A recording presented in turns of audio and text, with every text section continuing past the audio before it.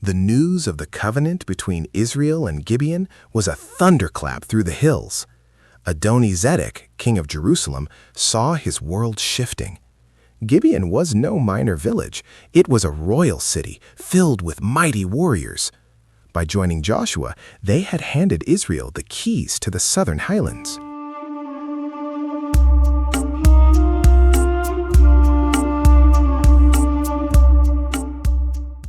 Adoni-Zedek watched the horizon with eyes narrowed by paranoia. The fall of Jericho was a nightmare. The destruction of Ai was a warning. But the surrender of Gibeon, that was a betrayal that could not stand. He sent word to the hills, to Hebron, Jarmuth, Lachish, and Eglon. "Come up to me and help me," he pleaded. "Let us strike Gibeon, for it has made peace with Joshua." "Gibeon has traded our safety for a coward's peace. They have brought the invaders to our doorsteps. If we do not crush them now, Jerusalem will be the next to burn." "They have thousands of warriors. We cannot lay a siege. We must strike with every spear in the 5 kingdoms." "Send the summons. We march at dawn. Let the smoke of Gibeon be the signal that the south does not bow." And so they began marching, one after another.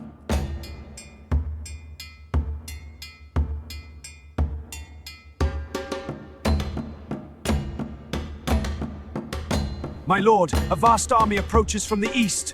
They will be upon us by nightfall." The plea from Gibeon reached Joshua like a command from God. There was no time for a council of war, only the march. 30,000 men moved like a silent river up the steep ravines of the Judean hills. They climbed through the cold mountain air, ascending thousands of feet under the cover of a moonlit sky. They were not just marching to save an ally. They were marching to prove that Israel's word was as unshakable as the mountains they climbed.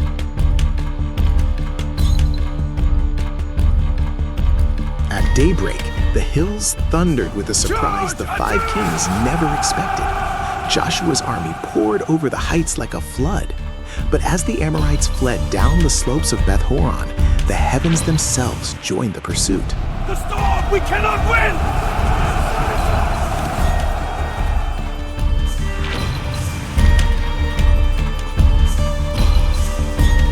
The Lord cast down great stones of hail, falling with a precision that no human archer could match.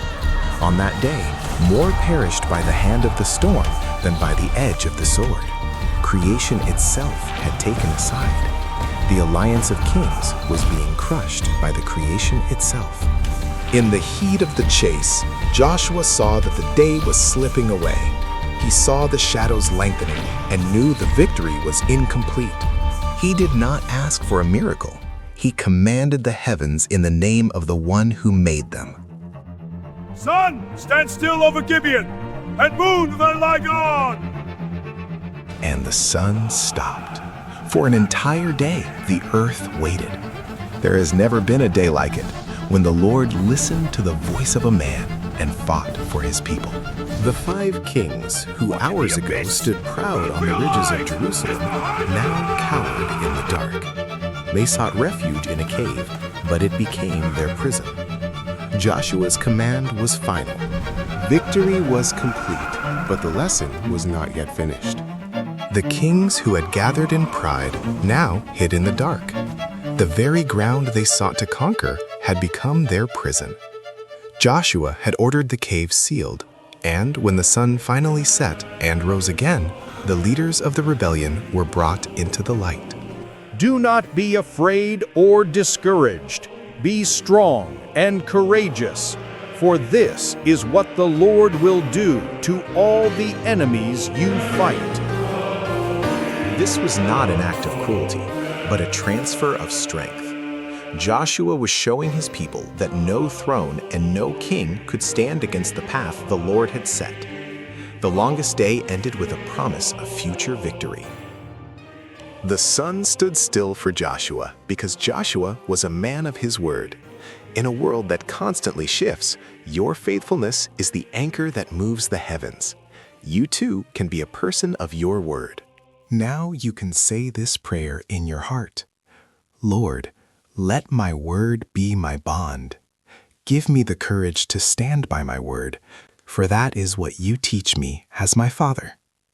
With no hidden motives, let my words be a reflection of you, for you know the innermost part of my heart. Grant me the faith to know you are with me. Amen. Before we finish this episode, don't forget to like, share, and subscribe. Follow the journey at Real Bible Story on our TikTok page, and stay tuned for episode 9.